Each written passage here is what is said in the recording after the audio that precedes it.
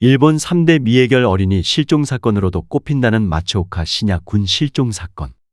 1989년 3월 7일 일본 시코쿠 지방 도쿠시마현 사다미치정에서 일어난 미스테리한 어린이 실종 사건으로 당시 4세 마츠오카 시냐 군이 아버지의 시야에서 멀어진 20초 사이에 실종되어 34년이 지난 현재까지도 행방이 묘연한 사건이다. 마츠오카 시냐는 1984년 9월 13일 생으로 어딘가 생존해 있다면 현재 나이 38세이다. 정말 안타깝게도 시냐의 어머니 케이코는 끝내 아들과 재회하지 못하고 2020년 10월에 병사하였다고 한다. 사건의 발단은 시냐 외할머니의 죽음으로부터 시작되었다. 시냐는 가족과 함께 이바라키현 우시쿠시에 살고 있었는데 시냐의 외할머니, 즉 시냐의 어머니 마츠오카 케이코의 친정어머니가 사망하자 온 가족이 도쿠시마현 코마츠시마시에 가서 장례식에 참석했다. 그리고 이들은 코마츠시마시에서 차로 1시간 정도 걸리는 사다미치정에 있는 케이코의 친척집에 가서 하룻밤을 지냈다. 다음 날인 3월 7일 시냐의 아버지 마츠오카 마사노부는 아이들과 친척, 조카들을 데리고 집 근처를 가볍게 산책했다. 아침밥을 먹어야 했기 때문에 산책은 10여 분 정도로 끝났다. 마사노부의 진술에 따르면 친척집에서 현관까지 10m 정도 돌계단이 있는데 이때 시냐가 분명 자신의 뒤를 따라서 현관 앞까지 왔다고 한다. 시냐가 좀 더 산책하고 싶은 것 같아서 마사노부는 빠른 걸음으로 돌계단을 지나 집 앞대문으로 가서 안고 있던 둘째 아들을 부인 케이코에게 넘겨주고 다시 현관 밖으로 나왔는데 현관 앞에 서 있어야 할 시냐가 감쪽같이 사라져버렸다. 마사노부가 둘째 아들을 부인에게 건네주고 현관으로 나올 때까지 걸린 시간은 불과 20초 정도였다. 마사노부는 시냐가 근처에 갔나 해서 주변을 둘러보았지만 시냐를 찾을 수 없자 온 가족이 나서서 근처를 샅샅이 뒤졌지만 도무지 아이를 찾을 수 없었고 친척의 연락으로 마을의 소방대원도 동참해서 수색했지만 시냐를 찾을 수 없었다. 결국 오전 10시에 경찰에 실종을 신고했다. 처음에는 시냐가 근처 산을 헤매다가 실종된 걸로 여겨서 관할 경찰서 인력의 절반을 비롯해 현경기동대, 마을 소방대원, 자원한 일반 시민 등 100여 명이 나서서 산을 수색했다. 그럼에도 시냐를 찾지 못하자 다음 날에는 수색 인원을 배로 늘려 200여 명이 동원되었고 3개월 동안 수색을 벌였지만 시냐의 흔적조차 찾을 수가 없었다. 사건 현장인 케이코의 친척집은 길목의 끝자락에 위치한 곳이라서 외부인의 출입이 거의 없었던 데다 마사노부의 시야에서 시냐가 사라진 시간이 불과 1분도 안 되는 매우 짧은 시간이라서 그 사이에 시냐를 누군가 납치한다는 것은 도무지 납득이 안 되는 일이었기에 경찰은 수사에 어려움을 겪었다. 사건 현장에서 100m 정도 떨어진 곳에 밭이 있었는데 그 밭에서 일하던 마을 주민들은 외부에서 온 차 같은 건 보지 못했다고 진술했다. 더군다나 시냐의 가족이 이곳에 온 것은 사건 발생 전날로 마을 사람들은 시냐의 가족이 온 것을 시냐가 실종된 당일에야 알았다고 한다. 뺑소니 가능성도 제기되었지만 경찰의 수색 결과 교통사고의 흔적을 일절 찾지 못했다. 시냐의 가족들은 도쿠시마현의 친척집에 남아서 시냐의 소식을 기다렸지만 도무지 시냐를 찾을 수 없게 되자 열흘째가 되는 3월 17일에 이바라키현의 집으로 돌아가기로 했다. 그런데 출발 전날인 3월 16일 도쿠시마의 친척집으로 정체를 알 수 없는 전화가 걸려왔다. 전화를 건 사람은 자신을 이바라키현 세이케이 유치원에 다니는 나카하라 마리코의 어머니라고 말하면서 세이케이 유치원 단림반에서 시냐의 실종 사건과 관련해 가족들을 위로하려고 위문금을 모았는데 언제 집으로 돌아오시느냐라고 묻자 케이코는 내일 돌아갈 예정이라고 대답했고 통화가 끝났다. 시냐의 가족이 이바라키현 집으로 돌아온 뒤 며칠이 지나도록 위문금을 전달하겠다는 소식이 없자 시냐의 가족이 먼저 세이케이 유치원에 전화를 걸었다. 그런데 놀랍게도 유치원 측으로부터는 위문금을 모은 사실이 없으며 나카하라 마리코라는 원생도 없다는 답변이 돌아왔다. 당시 전화가 걸려왔을 때 케이코에게 전화를 건네준 마사노부는 전화를 건 사람이 어미가 올라가는 도쿠시마 사투리를 썼던 것을 기억해냈다. 이 전화가 미스테리한 것은 만약 이바라키현에 사는 사람이 전화를 건 것이었다면 어떻게 시냐의 친척집의 전화번호를 알고 전화를 걸었으며 반대로 도쿠시마현에 사는 사람이 전화를 건 것이었다면 어떻게 시냐가 다니던 유치원의 이름을 알았겠는가라는 의문점 때문이다. 이상한 전화를 걸었던 도쿠시마 억양 여자가 시냐를 납치한 범인일 가능성이 높다. 우선 전화를 건 핵심 목적은 시냐의 가족이 언제 이바라키현으로 돌아가느냐를 알아내기 위함이다. 시냐 가족의 귀가 날짜를 알아내기 위해 나카하라 마리코라는 가상인물의 어머니라고 사칭하며 있지도 않은 위문금을 미끼로 질문을 던진 것으로 보아야 자연스럽다. 이 행동을 할 사람은 범인밖에 없다. 만약 범인이 아니라면 굳이 있지도 않은 위문금 지급을 미끼로 시냐 가족의 귀가 날짜를 알아볼 이유가 없기 때문이다. 또 범인이 이바라키현에 거주하는 사람이라면 이바라키의 시냐 집 주변에서 납치하는 게 편리하지. 굳이 멀리 떨어진 시코쿠의 도쿠시마까지 가서 납치할 이유도 없다. 어쨌든 전화를 건 사람은 분명 시냐의 가족의 신상을 아는 사람일 가능성이 있지만 이 전화가 사건 해결의 실마리가 되지는 못했다. 이후 신야의 가족들은 TV에 출연하고 일본 각지를 돌아다니면서 신야를 찾았지만 끝내 신야의 행방을 찾을 수는 없었다. TV 출연으로 일본 각지에서 신야를 봤다는 목격담이 나왔지만